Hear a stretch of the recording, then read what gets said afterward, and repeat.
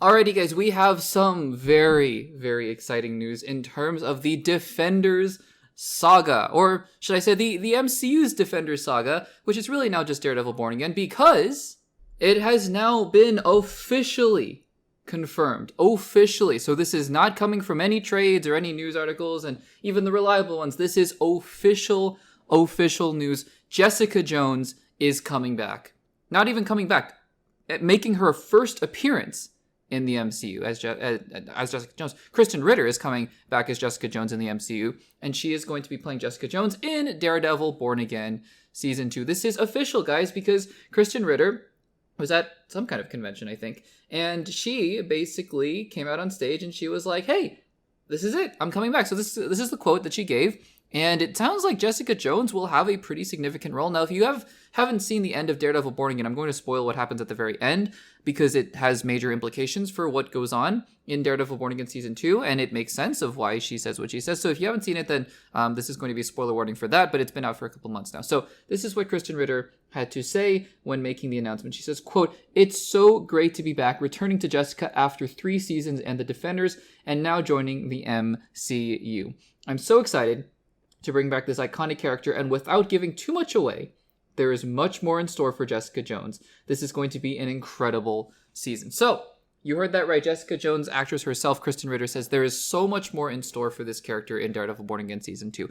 Ironically enough, I actually started, and for those of you who don't know, I basically, when these shows were initially coming out, I watched only Daredevil Season 1, Daredevil Season 2, then went to Defenders, then went to Daredevil Season 3. I actually didn't watch any of the other Defenders shows. I tried the first episode of Jessica Jones when it first came out, and I didn't really like it for some reason.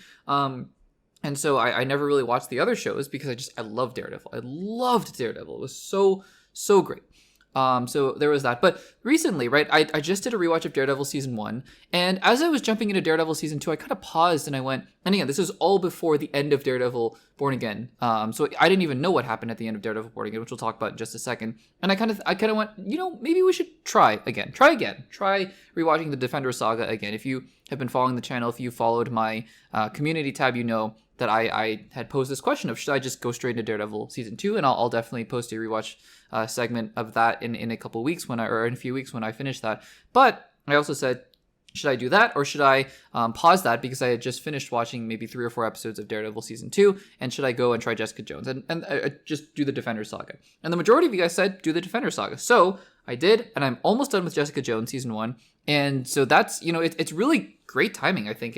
And I think it's a great idea because I wouldn't be surprised if in a few weeks we don't hear about Mike Coulter. And, Finn Jones as Danny Rand, I don't know, maybe because Iron Fist was really not received well amongst the 4 shows. But that being said, I'm assuming that, a lot more Defenders characters are going to show up because at the end of Daredevil Born Again Season 1, Daredevil's like, we need an army. Now, in the bar, in Josie's, when he says that, there aren't that many people around. There's Cherry, and there's the detective who was in episode 5 of Daredevil Born Again, and a couple other people, and obviously Karen is there as well. But, when he says you need an army, I mean, Spider-Man's not showing up. I would just guarantee that because of the rights issues that are going on right now with Sony and not having Spider-Man allowed to be in movies or in TV shows for the MCU, which sucks. I would love to have Spider-Man in there. It would be great. But I digress. If you need an army, and you need characters that fit in, and it's Daredevil Born Again, and you have Frank Castle, and Daredevil Born Again is the first 3 seasons of Daredevil are now canon to the MCU.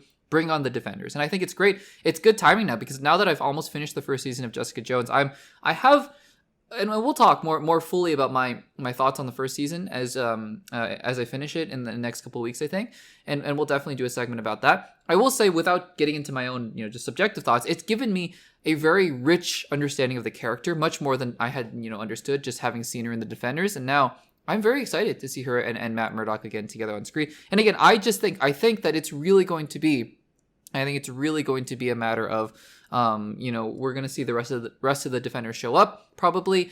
And I think it's just going to be about a matter of time before we hear those announcements. So I'm very excited about this, about Krysten Riter showing up as Jessica Jones in the MCU. I don't know if this means we're going to get her, individual Jessica Jones shows and all those shows are going to be revived. I don't know.